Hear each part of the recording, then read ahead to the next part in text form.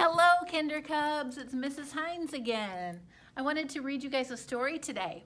Do you remember last week when we read a story about zebras? And this was a non-fiction story about zebras. It was non-fiction because it was real. It was not make-believe, was it? Yeah, it was a real story. Well, today we're going to read another story about animals. And this one's actually a fictional book about animals. And after the story, we're going to talk about why we think this was a fictional or make-believe story. Are you ready? Okay, let's go. The name or the title of the book is Duck and Goose, and it's written and illustrated by Tad Hills. That means Tad Hills wrote the words, and he was also the artist who made the pictures in the book.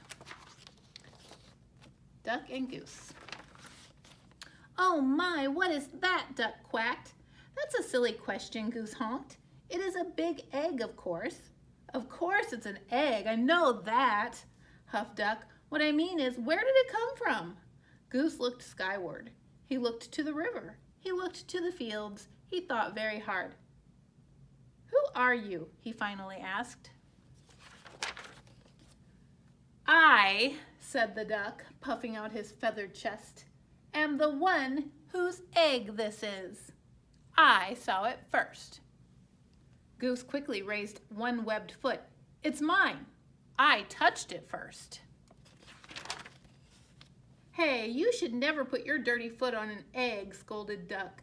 "Don't you know anything about caring for eggs?" "Yes, I do," Duck cried out.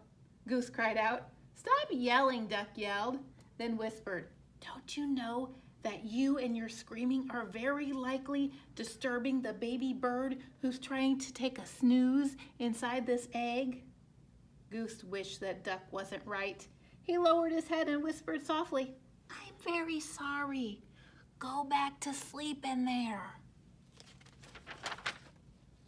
"My, that's quite a beauty you have," called a blue bird from across the river. "Thank you, it's mine," quacked Duck.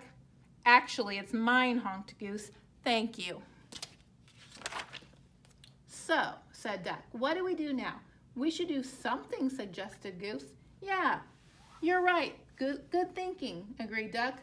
"Like what?" Duck and Goose each thought. "Well, we must keep the egg warm until the fuzzy little occupant is ready to come out," said Goose. "Excellent idea," exclaimed Duck. He pushed past Goose. "Step aside and I shall do just that." But Goose was quick too. After a flurry of fussing, grunting and groaning, slipping and sliding, honking and quacking, Duck and Goose found themselves back to back. "Scoot over. I don't have any room," complained Duck. "You are much closer to me than I am to you. Stop yelling in my ear, Goose." "Shh," Goose hushed, pointing at the round thing beneath them. Yes, we must remember. Quiet, quiet, quiet. We mustn't disturb the little one." And so they sat very still and very quiet, waiting. For a long time they waited.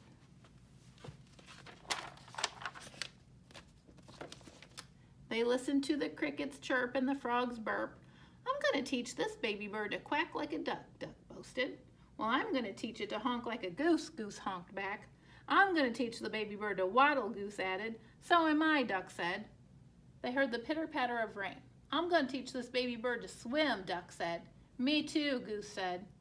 To pass the time, they sniffed flowers in the warm sun and shared breadcrumbs while Goose taught Duck to honk.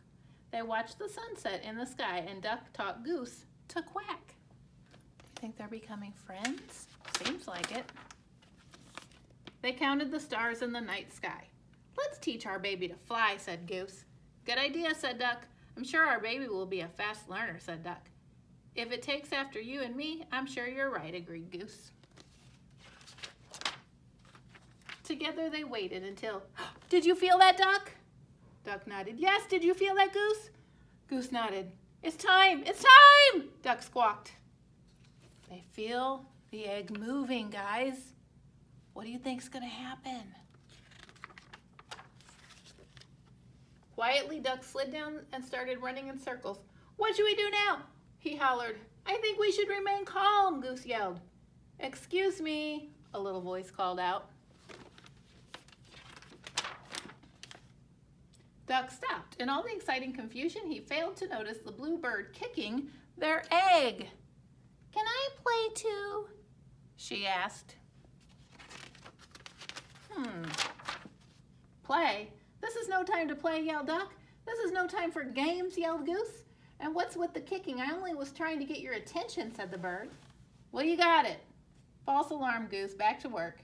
"Can't you see we're very busy here?" Goose explained to the bluebird. "This is serious business. This is perhaps the most important moment of our lives." "Oh, I'm sorry," apologized the bluebird. "I had no idea. I just thought maybe we could play with your ball." "It's really a nice ball," she added, and then she flew away.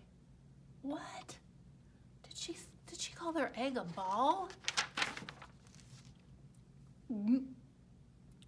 Goose gulped. "Did she say ball?" whispered Duck. "You know, I did have my doubts," Duck finally said. "It is a bit squishier than most eggs I've seen." "Yes, and I must say I was somewhat suspicious of the big dots," Goose admitted. "It may not be an egg, but it is lovely," said Duck. "Oh, absolutely, Duck," Goose agreed. "It's a keeper." As the crickets chirped and the frogs burped and the grass swayed in the gentle breeze, Goose quacked and Duck honked and the ball bounced, rolled, and sometimes even flew. The end. The egg was a ball the whole time, guys. So let's think back to the story and what makes this story fiction, make-believe. What do you think, guys? Can you name out some reasons?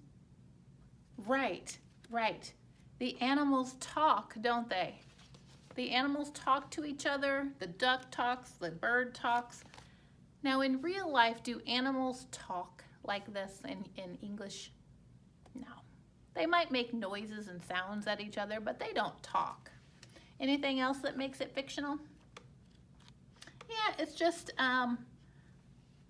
this couldn't really happen, could it? Do you think a duck and a goose would think that a ball was an egg and choose to sit on it? No, they wouldn't, would they? But it was still a fun story.